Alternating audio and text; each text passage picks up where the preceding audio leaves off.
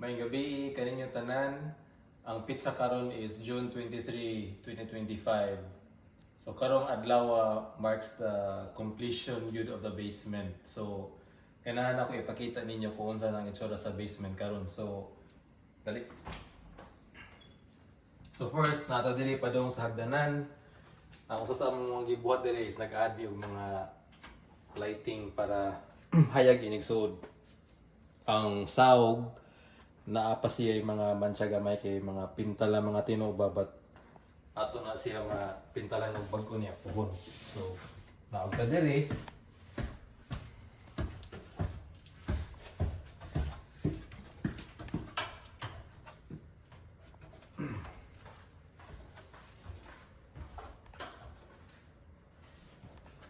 So first ninyo makita niyo diri inignaog ninyo isang toilet. So mo ni siya ang toilet. Sugod mo sa among gamay na banyo. Kani siya na basement is complete with full bath. So na siya shower, na siya hot and cold shower, na toilet, na nasa siya vanity. So pwede niyo ipakita dali sa sud. Na. So mao ni siya. So kami ra gid niya apit ang nag-design ani niya. Okay, the next is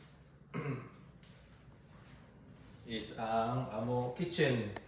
So mo ni siya ang wala dili ka pwede makaluto diri so pero pwede sad magbutang lang og microwave pero natay kitchen sink. So nagdi ni siya water supply. Kani siya is ang unfinished storage space. So dili na oblihan kay pati og now. Nya kanina ay space para sa gamay na refrigerator. Anya diri towards sa sa left is gamay na living room space. Unya ako na amo na niapit kaya amo gi-open up ni siya na area diri para murag mas dako siya lugar ba. So makita nimo diri ang kuan. Mas hayag na siya tanan, mas welcoming, no. Unya usa sa functional feature diri sa basement is na himuan na mo og gamay na office ilawom sa hagdanan. So kung makita ninyo ang space, ang hagdanan, ipakita lang ang kuan. So mo ni siya ang office diri na gamay. So nagamit na mo ang space under sa hagdanan. So balik ta diri. So nakita na mo sa kusina, sa banyo. Then ang next is bedroom. So mo ni ang egress bedroom kay naman siya egress na exit. So mo ni siya wala pa ni siya na set up. Pero mo na siya ang nami ka ng sige nga ano niya? Futon. Sofa bed. Nasa may ka ng folding bed din na foam na memory foam yan. Mo ni ang bintana na magamit as fire exit in case na natin emergency. So enough lagi siya na space para usa ka functional na bedroom. Wala pala ka 3, no? Himo man ni dyan as music room niya. Unya mo ni ang main na entertaining area.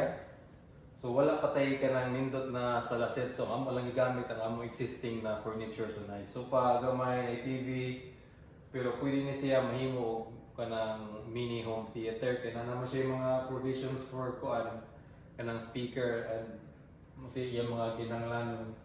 So karon murag beer pa kaayo siya. So kung man sa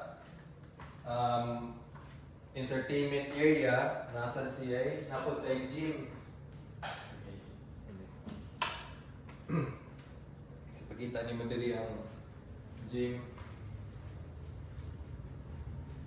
So dili yung kaya siya yan nakadakot na lugar pero enough na makasuda niya ng mga equipment. So basta dili lang magdungan na exercise, so dili na siguro mag-uot. So natay treadmill, na exercise bike, na bench o sa ka weight training machine.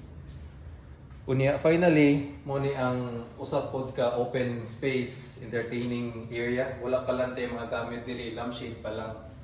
Unya finally kani siya unfinished storage space pwede na diri ang furnace, ang sump pump. So pwede na to oblihan. So mo na siya, so unfinished siya pero mo na diri ang mga utilities, no. So bulingit lang na siya gnam, so alam mo kuan. No comments. Okay. So mo na siya ang basement reveal. So ito pila mga 4 years since COVID. Then ni paspas mi og trabaho ani since 2024 Thanksgiving kay nami mga importante na bisita na mga rin. So nahuman jud namo ang basement within 4 years o niyang busy na period was 8 months. Kana. So anyway, wala to guys. So I hope na na-enjoy mo sa basement tour niya mahog as inspiration para sa inyo po ng mga future projects. Thank you. Bye-bye.